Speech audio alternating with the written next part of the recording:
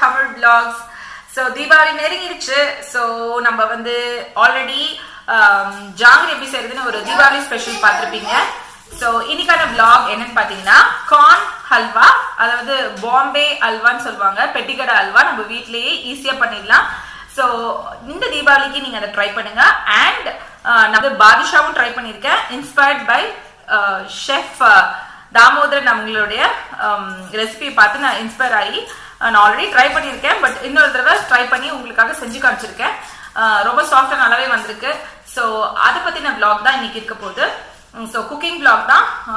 So ஓட்டி விடாமல் தயவு செஞ்சு ஃபுல்லாக பார்த்து நீங்களும் அதை கண்டிப்பாக ட்ரை பண்ணுங்க. ஒரு கப் அளவுக்காவது நீங்கள் ட்ரை பண்ணி செஞ்சு பார்த்துட்டு அதை வந்து கமெண்ட்ஸில் எனக்கு தெரிவிங்க. இல்லை ரெசிபிஸ் உங்களுக்கு பிடிச்சிருக்கு அப்படின்னாலுமே நீங்கள் கமெண்ட்ஸில் தெரிவிங்க. ஸோ அண்ட் இதை வந்து முக்கியமாக நான் டெடிகேட் பண்ணுறேன் டாலாஸ், யூஎஸில் டாலாஸில் ஊர் சுத்த போகிறோம் அந்த குரூப்காக நான் டெடிகேட் பண்ணுறேன். ஸோ அவங்க இதெல்லாம் கேட்டிருந்தாங்க தீபாவளி ஸ்பெஷல் அப்படின்றதால, ஸோ அந்த குரூப்காக நான் டெடிகேட் பண்ணுறேன்.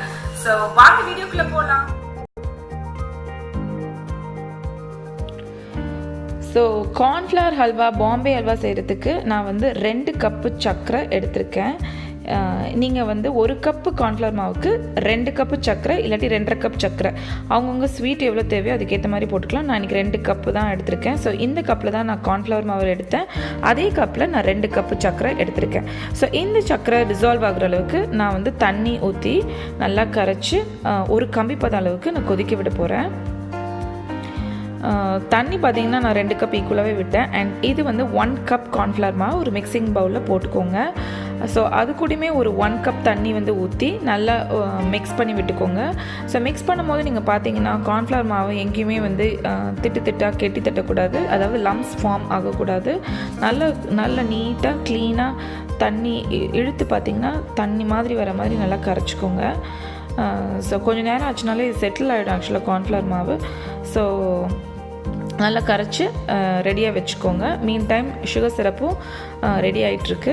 சுகர் சிரப் வந்து நமக்கு வந்து குலாப் ஜாமுன் மாதிரி இல்லாமல் தண்ணியாக இல்லாமல் ஒரு கம்பிப்பதம் இருக்கணும். அதாவது நீங்கள் தொட்டு பார்த்தீங்கன்னா ஒரு பிசுபிசுப்பு தன்மையோட ஒரு சின்ன ஸ்ட்ராண்ட் உங்களுக்கு வரணும். இப்போ கரண்டில் எடுத்து பார்த்தீங்கன்னா சர்க்கரை தண்ணி வந்து நின்று ஊற்றணும். ஸோ அது வந்து ஒரு கம்பிப்பதம் வந்த கணக்கு, இல்லாட்டி நீங்கள் கையிலையும் தொட்டு பார்க்கலாம். ஸோ இது கூட நான் என்ன பண்ண போகிறேன்னா, இப்போ ரெடி ஆகிடுச்சு. நான் வந்து இப்போது கார்ன்ஃப்ளவர் மாவு ஆட் பண்ணி நான் வந்து ஹல்வா கிண்டுறதுக்கு ரெடி பண்ணலாம். ஸோ இப்போது இந்த சர்க்கரை வந்து பேக் டு கிறிஸ்டல்ஸ் இல்லாட்டி சர்க்கரையாக பதத்துக்கு ஆகாமல் இருக்கிறதுக்கு கொஞ்சமாக லெமன் ஜூஸ் விடுறேன். அண்ட் இப்போ கரைச்சி வச்ச கார்ன்ஃப்ளவர் மாவை கொஞ்சம் கொஞ்சமாக ஆட் பண்ணி கைவிடாமல் கிண்டணும். ஸோ கைவிடாமல் கிண்டும் போது உங்களுக்கு மீடியம் ஃப்ளேம்லேயே வச்சுக்கோங்க, ரொம்ப ஹை ஃப்ளேமில் வைக்காதீங்க. உங்களுக்கு கார்ன்ஃப்ளவர் மாவு அப்படின்றதுனால கொஞ்சம் நேரத்துலேயே நீங்கள் பார்க்குறீங்க அது அப்படியே ஒரு மாதிரி கெட்டியாகி திக்காகி உங்களுக்கு அதோட தன்மை வந்து தண்ணியாக இருந்த தன்மை மாதிரி சர்க்கரையோடு கலந்து ஒரு மாதிரி கெட்டி தட்டி ஒரு மாதிரி ஒரு ஜெலட்டின் மாதிரி உங்களுக்கு ஒரு டெக்ஸ்சர் கிடைக்குது பாருங்கள். கண்ணாடி மாதிரி ஒரு பதத்துக்கு வந்துடும். அந்த சர்க்கரையோடு ஆட் பண்ணும்போது நல்ல ஒரு டிரான்ஸ்பரண்ட் கண்ணாடி பதம் மாதிரி உங்களுக்கு தெரிய ஆரம்பிக்கும். ஸோ இது கைவிடாமல் கிண்டிகிட்டே இருங்க. ஸோ இது கூட ஃபுட் கலர் வந்து நீங்கள் எந்த கலர் வேணால் ஆட் பண்ணிக்கலாம். எல்லோ கலராக இருக்கட்டும், இல்லாட்டி வந்து ஒரு ஆரஞ்சு கலராக இருக்கட்டும், எந்த ஃபுட் கலர் வேணால் நீங்கள் ஆட் பண்ணிக்கோங்க. பட் கலர் வந்து இதுக்கு கண்டிப்பாக நம்ம போட்டே ஆகணும், ஏன்னா ஹல்வா அப்படின்றதுனால. அண்ட் முக்கியமாக பெட்டிக்கடை ஹல்வா அந்த மாதிரி பிரைட் கலர்ஸ்லாம் இருக்கும். ஸோ இது கூட வந்து நான் வந்து ஏலக்காய் பவுடர் ஆட் பண்ணிக்கிறேன். ஏலக்காய் பிடிக்கிறவங்க ஏலக்காய் பவுடர் ஆட் பண்ணிக்கலாம். அண்ட் இப்போ வந்து பார்த்தீங்கன்னா நெய் வந்து நீங்கள் வந்து ஒரு 3/4 கப் அளவுக்கு நீங்கள் ஊற்றிக்கலாம். ஸோ நான் வந்து என்ன பண்ணேன்னா மெஷர்மெண்ட்ஸ் வந்து நான் ஒரு வீட்டில் செஞ்ச நெய், இது வந்து நான் வீட்டிலே செஞ்ச நெய். யூஸ்வலாக நான் நெய் வந்து வெளியில் வாங்க மாட்டேன், வெண்ணெய் வாங்கி உருக்கி செஞ்சுக்குவேன். ஸோ இந்த நெய் வந்து பார்த்திங்கன்னா ஒரு 3 to 4 ஸ்பூன்ஸ் போட்டுட்டு அண்ட் முந்திரி பருப்பு தேவையானது போட்டுட்டு நான் வந்து நெய் தடவின ஒரு கிளாஸ் டிஃபன் பாக்ஸில் போட்டு இதை வந்து நான் ஒரு 1 hour செட் பண்ணிவிட்டு பிளேட்டில் கவுத்திட்டு உங்களுக்கு தேவையான ஷேப் அளவுக்கு நீங்கள் வந்து கட் பண்ணிக்கலாம். ஸோ நீங்கள் வந்து ஸ்கொயர் ஷேப்பில் கட் பண்ணிக்கலாம். ஸோ இங்கே பார்த்தீங்கன்னா உங்களுக்கு வடை சட்டியில் பிசுபிசுப்பு தன்மை இல்லாமல் ஒட்டாமல் அந்த பதத்தில் எடுக்கணும்.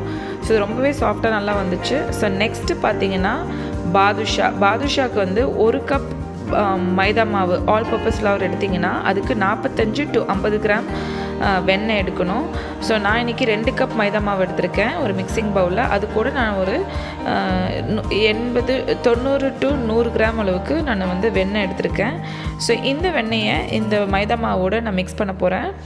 அண்ட் அடுத்தது பார்த்திங்கன்னா ஒரு 1/4 ஸ்பூன் அளவுக்கு பேக்கிங் சோடா இல்லாட்டி ஆப்ப சோடான்னு சொல்கிறோம் இல்லையா, அது வந்து போடணும். ஏன்னா இது வந்து கொஞ்சம் எண்ணெயில் போடும்போது கொஞ்சம் உப்பணும். ஸோ அந்த ஒரு ரீசனுக்காக நம்ம வந்து மைதா மாவோட இந்த பேக்கிங் சோடா போடுறோம்.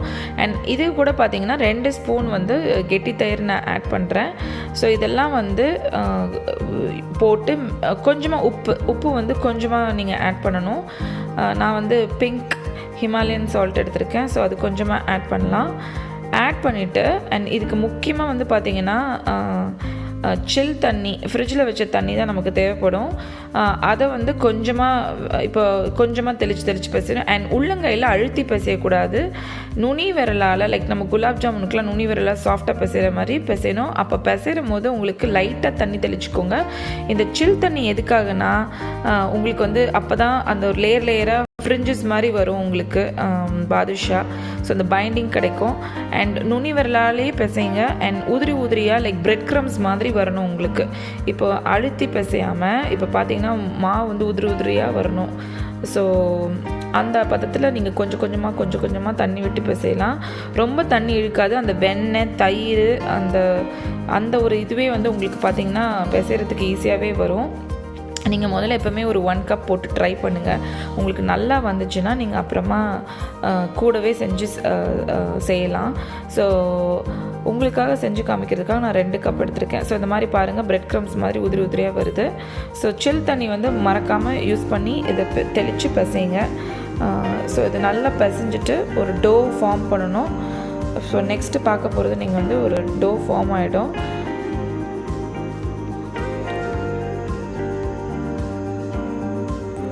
முக்கியமாக இதில் பிசைகிறது தாங்க இருக்குது. நல்லா கேர்ஃபுல்லாக பிசைங்க. அப்போ தான் மாவு வந்து உருகாமல் இருக்கும். இப்போ பாருங்கள் டோ ரெடி ஆயிடுச்சு. இப்போ நீங்கள் போட்டு பார்த்துட்டு அது வந்து கரைஞ்சி போச்சுன்னா எண்ணெயில் நீங்கள் இன்னும் கூட கொஞ்சம் மைதா ஆட் பண்ணிக்கலாம். ஸோ நீங்கள் ப்ரொப்போர்ஷன் ரொம்ப முக்கியம். 1 கப்பு மைதாவுக்கு 45 to 50 கிராம் வெண்ணெய் ரொம்ப முக்கியம். ஸோ இப்போ இதை ஒரு பால் மாதிரி எடுத்து கையில் உருட்டி ப்ரெஸ் பண்ணிவிட்டு ஒரு ஃபிங்கர் இம்ப்ரெஷன் வைக்கிறேன்.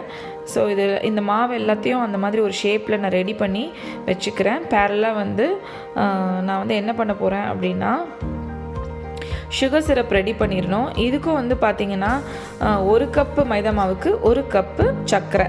ஸோ நான் 2 கப் எடுத்ததுனால மைதா மாவு 2 கப் சர்க்கரை போட்டு தண்ணி சர்க்கரை மூழ்கிற அளவுக்கு தண்ணி ஊற்றி இப்போ நல்லா கொதி விட போகிறேன். இதுக்கும் வந்து பார்த்திங்கன்னா ஒரு கம்பி பதம் வரணும். நல்லா திக்காக ஒரு கம்பி பதம் வரணும். அப்போ தான் வந்து உங்களுக்கு பாதுஷா அதுக்குள்ளே போட்டு எடுத்து பார்த்திங்கன்னா கொஞ்சம் நேரம் நல்லா ஊறின பிறகு நல்லா உங்களுக்கு வந்து ஆற விட்டு பார்த்திங்கன்னா எனக்கு வந்து பார்த்திங்கன்னா நெக்ஸ்ட் டே மார்னிங் பார்த்திங்கன்னா அழகாக கடையில் வந்த மாதிரியே நல்லா சர்க்கரை பாகு நல்லா பூத்து ஒரு மாதிரி மேலே நல்ல இனிப்போ உள்ளே வந்து அரை இனிப்போட அந்த லேயரோட நல்ல ஃபார்ம் ஆகிருந்து பார்த்திங்கன்னா உங்களுக்கு பாருங்கள் சர்க்கரை பாகு வந்து ஒரு கம்பி பதத்தை விட கொஞ்சம் ஸ்டிக்கியாக அந்தளவுக்கு நான் எடுத்தேன். ஸோ இப்போ எண்ணெய் பேரலாக அதை எடுத்து ஓரமாக வச்சுருங்க. அது கூட நீங்கள் ஏலக்காய் வேணாலும் போட்டுக்கலாம், இல்லாட்டி ரோஸ் எசன்ஸ் போடுறதாலும் போட்டுக்கலாம். இப்போ பார்த்தீங்கன்னா எண்ணெய் ரெடியாக வச்சுருந்தேன். ஸோ இப்போ நான் வந்து பொரிக்கிறேன் அந்த ரெடி பண்ணி வச்ச பாதுஷாவை. ஸோ இப்போ இன்னொரு விஷயம், இந்த பொரிக்கிற போது வந்து ரொம்ப நிறைய போட்டு பொரிச்சிடாதீங்க, இடம் இருக்குன்ட்டு. முக்கியமாக 3 இல்லை 4 உங்களுக்கு எண்ணெய் இடம் வானிலையில் இடம் இருக்கிற அளவுக்கு பொரிங்க. முடிஞ்ச அளவுக்கு கம்மியாகவே போட்டு கேர்ஃபுல்லாக பொரிங்க. இதோட கலர் ஒயிட் கலர் இருக்கிறது இந்த மாதிரி கோல்டன் ப்ரௌன் மாதிரி ஆகணும். ரொம்ப கறியிடக்கூடாது. ஒரு மாதிரி பொன்னிற கலரில் உங்களுக்கு பாதுஷா கலர் தெரியும் இல்லையா, அந்த கலரில் வரணும். ஸோ இதை நான் பொரிச்சதெல்லாம் எடுத்து நான் என்ன பண்ணுறேன்னா சுகர் சிரப் ரெடி பண்ணி வச்சுருக்கேன். நான் வந்து சுகர் சிரப்பில் கொஞ்சமாக ரோஸ் எசன்ஸ் விட்டுக்கிட்டேன். அந்த ஃப்ளேவர் பிடிக்கிறவங்க அது போட்டுக்கலாம், இல்லாட்டி ஏலக்காய் பவுடர் போட்டுக்கலாம். ஸோ இப்போ இந்த இதோடு நான் வந்து போட போகிறேன். இது வந்து ரொம்ப நேரம் ஊறக்கூடாது. ஒரு 10 மினிட்ஸ் ஊறினா போதும். ஊறின பிறகு ஒரு தட்டில் அடுக்கி வச்சுருங்க. முக்கியமாக இது நேரம் ஆக ஆக அந்த சக்கரை பாகு மேலே வந்து ஒரு மாதிரி பூத்த மாதிரி ஆகி அண்ட் உள்ளே வந்து பாதி சக்கரை இனிப்பு இறங்கி ரொம்ப டேஸ்ட்டாக வந்திருந்தது. மறக்காமல் நீங்களும் செய்யுங்க. இப்போ பாருங்கள், நான் மற்ற பாதுஷாவையும் நான் வந்து செஞ்சுட்டு இந்த சுகர் சிரப்போட ஆட் பண்ணிக்கிறேன்.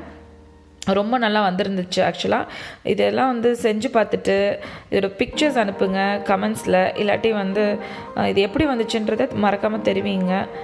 ஸோ கிட்டத்தட்ட ஒரு இந்த சைஸில் செய்கிறதா இருந்தால் ஒரு 10-15 பாதுஷா வருது.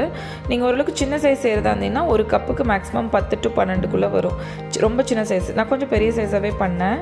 ஸோ உங்களுக்கு பாருங்கள், நல்லா உப்பி நல்லா வந்திருக்கு, சாஃப்டாக வந்திருக்கு. அண்ட் இதை பிச்சாலும் உங்களுக்கு பார்த்தீங்கன்னா ஒரு நல்ல லேயராக வந்திருக்கு. ஸோ நீங்களும் செஞ்சு பாருங்கள். ஹல்வா வந்து நான் ஃப்ரிட்ஜுக்குள்ளே வச்சுருக்கேன், கட் பண்ணி எடுத்து வச்சுருக்கேன்.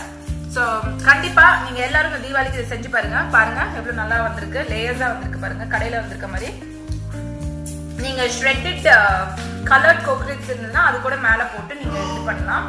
ஸோ நீங்களும் இதை கண்டிப்பாக ட்ரை பண்ணுங்கள்.